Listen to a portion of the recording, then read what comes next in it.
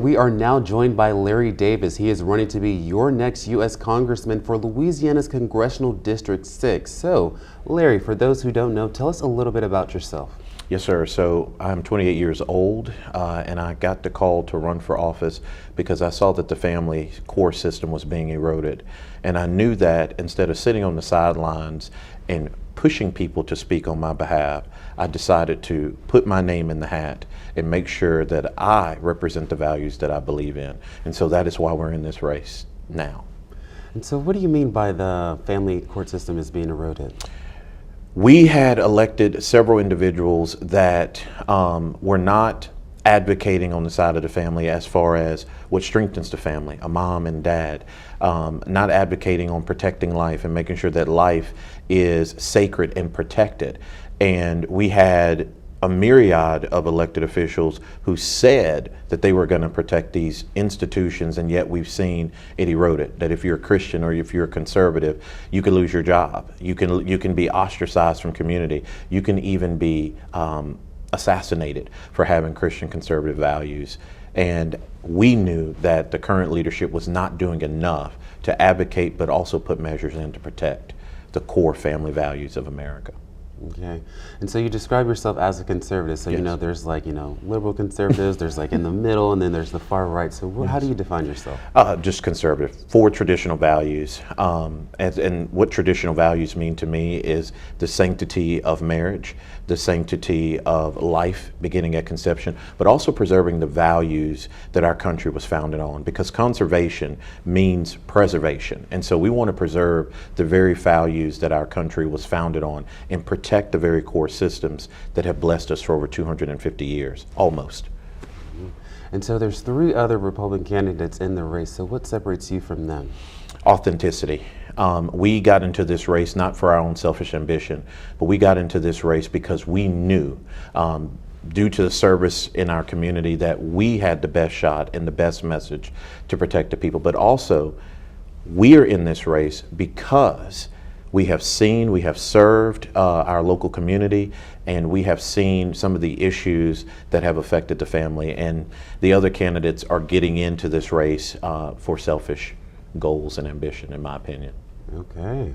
So when you're out there on the campaign trail, what issues are voters bringing to you? Oh, absolutely. Opportunity. They are, what we've seen across the district is absent representation, is what we like to call it. A lot of the constituents don't feel heard. They don't feel that their needs are being met. One of the things that me and my team, as we've travailed the district, that we've seen is a lack of opportunity. And once you provide a community opportunity, that community is allowed to thrive and survive.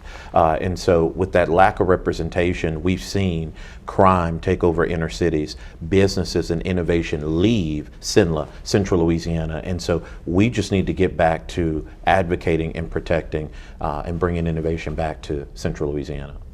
Yeah, and so that is a big thing here, jobs in Central Louisiana. So if elected, how would you go about bringing jobs here to CINLA? Relationships. So the core principle of a congressional representative is to advocate and represent the interests of the people. So my goal on day one is to begin to build relationships with Fortune 500 companies, seeing how they can come back to Central Louisiana, seeing how we can increase the amount of agriculture opportunities, and see and work with the federal government to provide more jobs, to provide more contracts, either Department of Defense or Homeland Security, and bring those jobs here. Even agriculture, we're seeing Brooke Rollins is doing a phenomenal job to protect ag and farmers across the nation.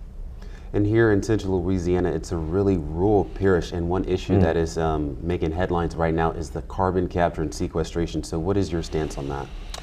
Any innovation that harms American citizens for the profit of a foreign nation is not something that we should relish or something that we should promote. American citizens should be protected, and they should not have to be murdered or killed by an institution because a foreign government tells us we need to do that. America is greater. We went to the moon one time. We're going back to the moon. We can create better technology and innovation in this country that does not harm American citizens. Okay. And so right now the U.S. Supreme Court is hearing arguments about the validity of U.S. Congressional District 6. So what is your stance on, that whole kebab? I do believe that this congressional district was rigged, and I do believe that the Supreme Court and those who push for this district misaligned themselves and misunderstood the very people that they represent. Louisianians don't vote based on race, and they don't vote based solely on party. They vote based on the genuine authenticity of the candidate. And as long as we're able to represent them and be genuine with them, they will see that truth and they will give us their support regardless of party. Got you. And so what would you prefer the Supreme Court to do about the redrawing of the maps? Instead of going to racial gerrymandering, I would love to see a competitive district drawn. That way both sides and both parties have an equal chance of representing the people, because it's not about party always.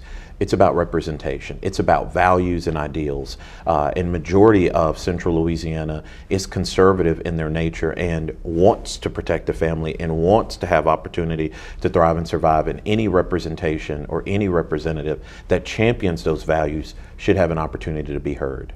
Okay.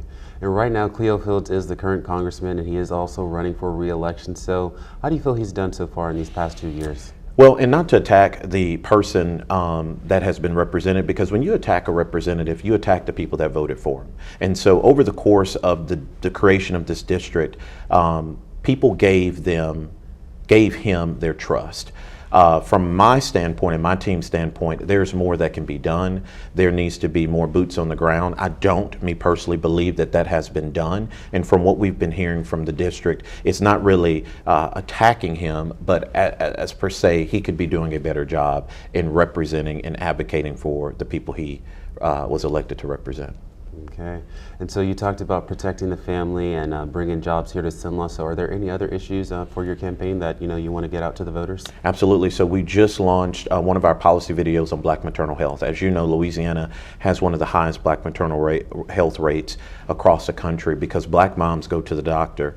And culturally what we see is Black moms are so strong and they have high pain tolerance, and they're not always advocating from their position. And so we want to provide resources to doulas, to nurses, to doctors, to be able to signal and see that these moms may need extra help to make sure that when they give birth, that their child is born in a safe environment and that the mom is protected. And so we want to highlight that issue because we know that Black moms and moms across our nation matter, and they need the resources to be able to survive and thrive. Okay. And I know with Obamacare being cut off this year, a lot of people here in Central Louisiana are worried about their health care, with Medicaid and all of that. So what can you do to, bring more, healthcare options here to Cenla? So our campaign is devoted to going back to relationships and partnerships. We have to sit down with these insurance companies. We have to see where the actual deficits are happening across the district. It is not a one-size-fits-all, but we definitely believe in our campaign in rewarding healthy living. And so we need to figure out how can we reward healthy living without breaking the bank on middle-class citizens who are living healthy, but those high insurance rates are causing them to not be able to afford their groceries and not being able to afford gas. We see how high gas is now. So we want to have those partnerships and meet with insurance companies. A great leader never estimates on what to do. It always begins with conversations and relationship building, and that's what we will be devoted to. Okay. Is there anything else you'd like to say? Absolutely. Guys, this is an important election. Don't grow apathetic to your call as an American. Go vote. Believe once more in the power of your vote. Believe once more in the power of America, and trust in this candidacy that we will fight for you, we will advocate for you, and we will always stand beside you. And thank you, Jay, for this opportunity. Yeah, thank you. It was a pleasure having you on the Yes, show. sir. Thank you.